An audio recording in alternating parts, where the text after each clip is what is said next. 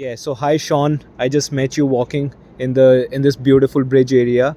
I just met you near the industrial area of Abbotsford.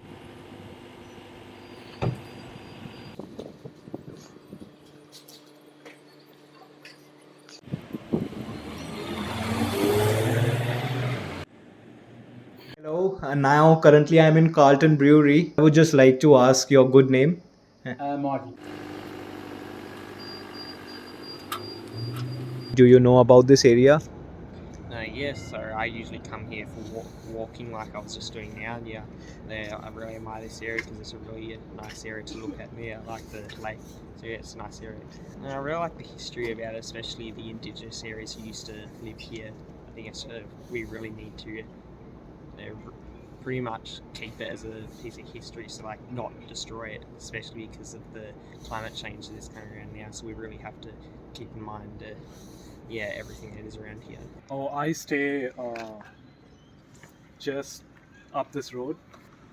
I've been here for like 18 months. Oh, I used to work at Coles, Victoria Gardens. Okay. So that's the main reason why I moved here. But yeah, it's quite close to the city, 20 minutes by tram. Yeah, work is nearby. So yeah. Do you think this helps you in uplifting your quality of living, quality of life here? It does. So it's like so close to the Yarra River. I don't have to travel much, and I don't think a lot of people know about it as well. Um, so yeah. Thank you so much, Zafar. Is there anything else which you would like to share, like any interesting fact about this place? Yeah, so the Wurundjeri lookout on the Yarra River Trail gives you probably the best view of the Melbourne skyline. And yeah, if you can check it out, I would definitely recommend. Wow, thank you. The curved one, right? This one, yeah, the curved one, yeah. Yeah. Or what is your connection with Abbotsford? I work at Abbotsford. I've worked here nearly 21 years, For 21 years you have worked. almost, yeah. Then you might have a lot of stories about this area, right? Probably a few, yeah, especially in my position, the job I do. Originally, when I started, we were Australian owned. We were taken over by Sab Miller, which is a South African beer company. We got later taken by InBev, which was the second biggest beer company in the world. And then they sold them to Asahi, Okay. which is a Japanese company. Okay. Okay, so John Elliott was a businessman, and he basically was a boss of CUB, and he wanted to Fosterize the world. So to Fosterize the world, he started selling Fosters, advertising Fosters, Fosters Australian Grand Prix. He started making Foster's beer in England. He bought all these breweries in England. Slowly, what happened is it wasn't a good venture. They spent too much money on wine in America and other places. You've heard of Grange Hermitage, some of the best wines in Australia. It used to be a beer company. We bought lots of wine because everyone's drinking wine. Now we decided that's no good. We'll split beer and wine, and that became Treasury Wine Estates. Meanwhile, they needed money. So what they do? They sold this building. They thought it's cheaper. We don't need that building. There's another building up here they sold. They sold the car park. They sold the building on the corner brew house. Now we still run it, but we're tenants. The car park we still park, but we're tenants. We don't need this, and let's get back to a core business.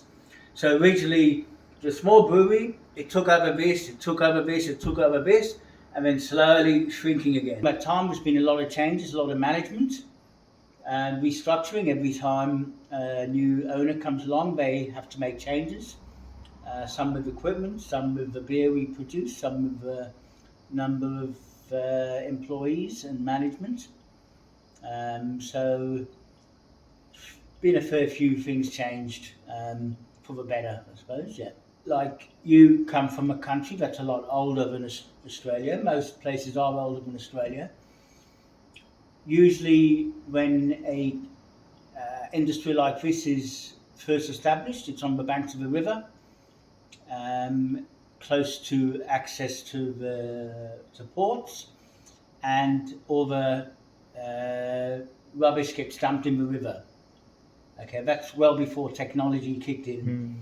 Problem is, a lot of people want to live close to factories that might be noisy, might bit of pollution, sound pollution or whatever, and that's part of the way it is. You uh, you have to remember that you are moving into an industrial area, so people might complain about the noise, but these are the people who chose to live here. This is the opposite. The noise, the factory's been here over 100 years, and if people can live next to the big trucks and the noise and everything that goes with it, then that's what people have to put up with. And what do you think about the memories? Like, do you have any interesting memories of this place? Other than meeting a lot of different people over time, a lot of it is just it's still a workplace. Some people I know have passed away. Other people have retired who've been here 40 years. Actually, one point of interest, which is probably a bit relevant, when I first started, we didn't have all the housing estates, all the high-rise units and flats, and hardly ever saw any pedestrian, any other than a worker. Hardly ever people used to walk down here or walk their dogs or their pushers. As this place has developed, slowly, there's more and more pedestrians. One gets older, but Yeah. it's certainly something you see a bit like a what was that movie where the Jim Carrey, Jim Carrey has done amazing movies. the one where he's Yes on Man. TV, like Truman Show. the Truman Show, Yeah. a bit like that, where it's like I'm a TV audience. It's real life, but I can see things are happening every day. Same but different. People get older, people evolve. Any change happening in this society in the way the architecture or the built environment is surrounding you?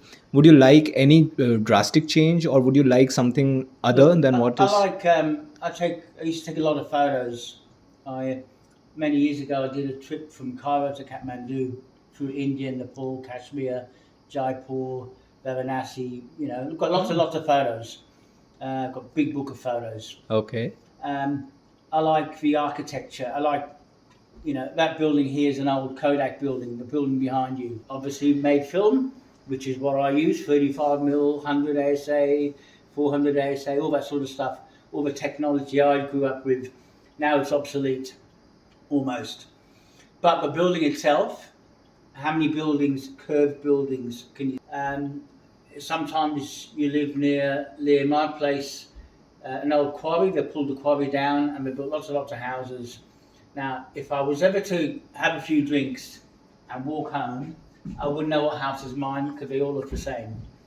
Okay, so the good old classic buildings, whether it's residential or office, you need to look a bit different. It's a good selling point where you have something that's different to whatever people have got. If they all